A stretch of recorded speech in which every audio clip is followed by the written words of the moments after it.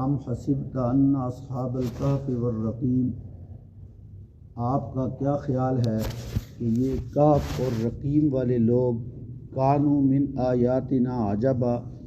یہ ہماری نشانیوں میں سے کوئی عجیب نشانی تھے۔ اذ اول فتیۃ الی الکہف، جب کچھ نوجوان چل نکلے غار کی طرف،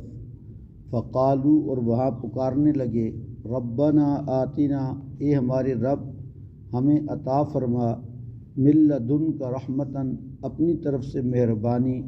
وہیئ لنا من امرنا،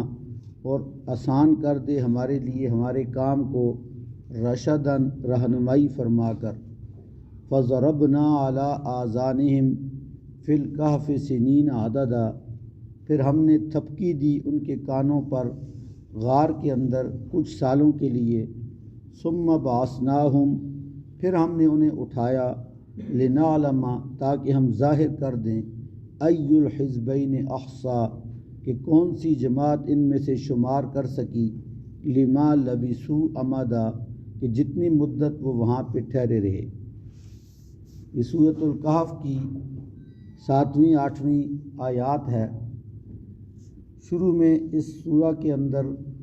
اللہ رب العزت کی حمد بیان کی گئی کہ تمام تعریفات کی مستحق ذات اللہ رب العزت کی ہے، اور اس ذات نے اپنی ہدایات کو انسانوں کی نفع کے لیے اتارا ہے۔ جو لوگ اللہ پر اور اللہ کی ہدایات پہ ایمان یقین رکھتے ہیں ان کے لیے بشارت کا ذکر کیا گیا، اور جو ان ہدایات کے خلاف ہوتے ہیں ان کے لیے دھمکی کا ذکر کیا گیا، اور پھر بشارت والے لوگوں کے متعلق اس غلط فہمی کا ازالہ کیا گیا کہ جب انسان کے لیے ماحول ناموافق ہو ایمان بنانے کے لیے، اعمال کو ترقی دینے کے لیے، تو کیا ایسے وقت میں ایمان اور عمل سے دستبردار ہو جانا چاہیے؟ بلکہ تاریخ میں ایک ایسے واقعے کو ذکر کیا گیا کہ جب لوگوں کے لیے اپنا ایمان بچانا بہت مشکل ہو چکا تھا اور اپنے اعمال کی ترقی بہت مشکل ہو چکی تھی،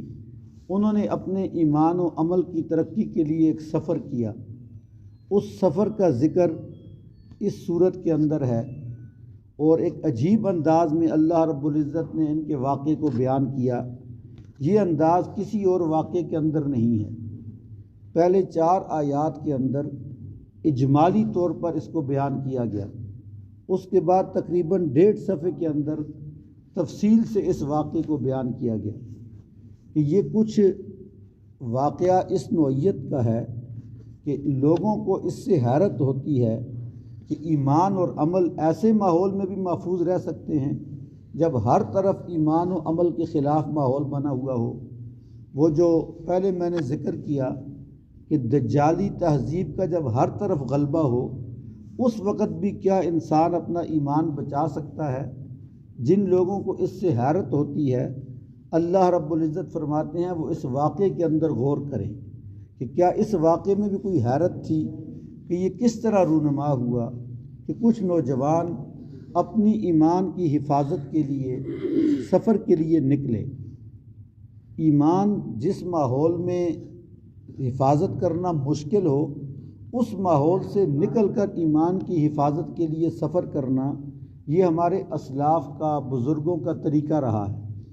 بعد میں بھی ہمارے مسلمانوں میں اولیاء کرام کی ایک ترتیب تھی، جب کوئی بندہ ان کے ہاں بیعت کرنے کے لیے جاتا تھا تو یہ بعضوں کو 3 دن کے لیے، بعضوں کو 7 دن کے لیے اپنا ماحول چھڑوا کے خانقاہ میں اپنے پاس ٹھہراتے تھے، اور وہ جو مضر ایمان ماحول تھا اس سے دور رکھ کر ان کے دل میں اللہ کا یقین، اللہ کی محبت پیدا کرتے تھے۔ یہ بنیادی طور پر اصحاب کہف کے واقعے سے ہی یہ خیال لیا گیا کہ ان لوگوں نے وہاں سے اپنے شہری ماحول کو چھوڑ دیا، اپنی رشتہ داری برادری کو چھوڑ دیا، اپنے کاروبار اور سب چیزوں کو چھوڑ کے نکل کھڑے ہوئے۔ کہاں؟ ایک غار کی طرف، ایک ایسے غار میں جہاں زندگی کے کوئی اسباب نہیں تھے، اور وہاں جا کر انہوں نے اللہ کے سامنے التجا کی۔ اب ان کو 2 چیزوں کی ضرورت تھی۔ وہ جو آمدنی کے اسباب تھے یہ ترک کر کے یہاں غار میں آ گئے تھے، اب زندگی گزارنے کے لیے تو انسان کو اسباب کی اس دنیا میں اسباب کی ضرورت ہوتی ہے۔ اب وہاں پر جب اسباب کے ذرائع نہیں ہیں تو اللہ تعالیٰ سے وہ رحمت مانگ رہی ہیں کہ اللہ ہم نے تو اسباب سارے منقطع کر کے یہاں غار میں آ بیٹھے ہیں، اے اللہ اب ہمارے اوپر آپ ہی رحمت فرما اور وہ جو اسباب کی کمی ہے آپ پوری فرما۔ اور دوسری چیز جس کی ضرورت ہوتی ہے وہ روحانی طور پر ہدایت کی تلاش ہوتی ہے۔ ایک تو جسمانی چیزیں ہوتی ہیں کہ ہم سب کچھ چھوڑ چھاڑ کر آگے ہیں، اب ہماری ضرورتیں پوری فرما۔ دوسرا فکری طور پہ اے اللہ اب ہماری رہنمائی فرما، ہمارے ایمان میں اضافہ فرما۔ تو آتنا من لدنک رحمہ سے جسمانی ضروریات مراد ہو سکتی ہیں، وہیئ لنا من امرنا رشدا سے وہ روحانی ضروریات کے اللہ ہماری یہاں ترقی عطا فرما۔ اس کے جواب میں اللہ رب العزت فرماتے ہیں فَضَرَبْنَا عَلَىٰ آذَانِهِمْ فِي الْكَهْفِ سِنِينَ عَدَدًا، ہم نے ان کے کانوں پر تھپکی دی، جس طرح ماں بچے کو سلانے کے لیے اس کے کانوں پہ تھپکی دیتی ہے اور اسے بڑی میٹھی نیند آ جاتی ہے، اور ہم نے کچھ عرصے کے لیے غار کے اندر ان کو تھپکی دے کے سلا دیا۔ کچھ علماء نے لکھا ہے کہ اس سے مراد یہ تھا کہ جب یہ سب دنیا کو چھوڑ کر اپنے ایمان کے بچانے کے لیے آ گئے تھے تو ہم نے بھی ان کے کانوں کی حفاظت کی کہ اب یہ اس مضر ماحول کو سن بھی نہیں سکیں گے، اور یہاں غار میں اپنے ایمان کی حفاظت کے لیے جو ان کی یہاں کی ترتیب ہے اللہ اس کو یہاں ان کو محفوظ رکھیں گے۔ تو یہ غار میں پڑے رہے، ثم بعثناہم، پھر ہم نے ان کو اٹھایا تاکہ ہم ظاہر کریں کہ کون سی جماعت ان دو جماعتوں میں سے ایسی تھی جس نے اپنے گنتی کے دنوں میں فائدہ اٹھایا۔ احصا کا لفظ یہاں پر ہے کہ کون سی جماعت نے گن لیا اپنے دنوں کو۔ یہاں دو جماعتیں تھیں، ایک جماعت تو ان نوجوانوں کی تھی جو یہاں نکل کھڑے ہوئے تھے، اور ایک وہ تھی جو پیچھے اپنے ماحول میں رہ گئے تھے۔ یہ جو دن گزرے 309 سال، یہ ان لوگوں کے بھی گزر گئے جو غار سے باہر تھے، جن کے پاس بادشاہت تھی، جن کے پاس حکومت تھی، جو اپنے مال اور اسباب کی ترقی کا سوچ رہے تھے، اپنے کاروبار کے بڑھاوے کا سوچ رہے تھے، اور ان کے بھی گزر گئے جنہوں نے اپنے ایمان کی حفاظت کے لیے سفر کیا، اسباب سے انقطاع اختیار کیا، اللہ کی ذات پہ بھروسہ کیا، اور اس ماحول میں آ کے رہ گئے جہاں اللہ ان کو رکھنا چاہتے تھے۔ اب یہ دونوں کا وقت گزرنے کے بعد کس نے اپنے وقت کو قیمتی بنایا؟ ہزاروں سال بعد میں اور آپ بیٹھ کر اس مسجد میں ان نوجوانوں کا ذکر کر رہے ہیں۔ یہ ان کی اس قربانی کا اللہ نے ان کو اجر دیا ہے کہ آج قرآن مجید نے ان کے اس واقعے کو محفوظ رکھا، اور دنیا میں سب سے زیادہ پڑھی جانے والی کتاب کے اندر ان اولیاء اللہ کے یہ واقعات درج ہیں۔ ہر جگہ اس زمانے میں بادشاہ کون تھا کسی کو نام بھی معلوم نہیں، اندازے لگائے جا رہے ہیں، یہ دقیانوس کا زمانہ تھا، یہ فلاں کا زمانہ تھا، یہ کون سا شہر تھا۔ ان کو کوئی جانتا بھی نہیں جن کے پاس حکومت تھی، ان کو کوئی جانتا بھی نہیں جنہوں نے دنیا کے اندر ایمان کو روکنے کے لیے سرکاری ذرائع استعمال کیے تھے۔ اور یہ بے سر و سامان نوجوان جو اللہ کی راہ میں نکلے، اپنے ایمان کی بھی حفاظت کی اور اگلی نسل کو بھی ایمان منتقل کیا، ان کو آج پوری دنیا جان رہی ہے، اور عجیب عجیب روایات ان کے متعلق لوگ بیان کرتے ہیں، لوگوں کے دلوں میں ان کی محبت ہے۔ تو اپنے ایمان اور عمل کی حفاظت ان بزرگوں کے طریقے کے مطابق اختیار کرنی ضروری ہے۔ اب اس میں کون سا طریقہ کون سے لوگ اختیار کرتے ہیں؟ ہمارے خیال میں صوفیاء کرام نے جو بر صغیر میں ایمان و عمل کی حفاظت کا طریقہ اپنایا تھا وہ بڑا بہترین طریقہ تھا، اور اب الحمدللہ ہمارے جو ساتھی یہ تبلیغ کے لیے نکلتے ہیں، ان کو اللہ تعالیٰ یہ ماحول فراہم کرتے ہیں کہ جس ماحول میں رہ کر ہمارا ایمان اور عمل بگڑا ہوتا ہے، یہ کچھ عرصے کے لیے یہ کافی زندگی گزارتے ہیں جو اصحاب کہف کی تھی، کہ ان کو ایمان و عمل کا ماحول وہاں فراہم کیا جاتا ہے۔ ہمارے جو بزرگ وہاں بیٹھے ہیں وہ ان کے لیے سوچ رہے ہوتے ہیں کہ یہ لوگ اپنے ایمان کی حفاظت کے لیے، اپنے عمل کی ترقی کے لیے یہاں آئے ہیں۔ تو یہ تجربے کی بات ہے، وہ لوگ جو مال و اسباب کے لحاظ سے بہت تکڑے تھے اور ان کو یہاں کوئی سکون نہیں ملتا تھا، جب وہاں گئے واپس آ کے وہ بتاتے ہیں کہ جی سمجھ نہیں آتی کہ اللہ نے اس راستے میں کیا برکات رکھی ہوئی کہ اتنا سکون ملتا ہے۔ حالانکہ گھروں میں ہم اپنے صوفوں کے اوپر بیڈ کے اوپر بڑے پرسکون ماحول میں رہتے ہیں، اور وہاں پہ مسجدوں کے اندر سونا پڑتا ہے، کبھی موافق ماحول ملتا ہے، کبھی مخالف ماحول ملتا ہے، کھانا پینا بھی مرضی کا نہیں ہوتا، ساتھی بھی بعض اوقات ساتھ مرضی کے نہیں ملتے، اس کے باوجود اللہ تعالیٰ وہاں سکون عطا فرماتے ہیں۔ یہ جو اصحاب کہف کا سکون تھا غار کے اندر، یہ اسی قسم کا سکون تھا کہ ظاہری اسباب سکون کے کوئی نہیں تھے۔ ظاہری اسباب تو گھروں میں تھے، ظاہری اسباب تو اپنے رشتہ داروں کے درمیان میں تھے، ظاہری اسباب تو اپنے مال و اسباب کے درمیان میں تھے،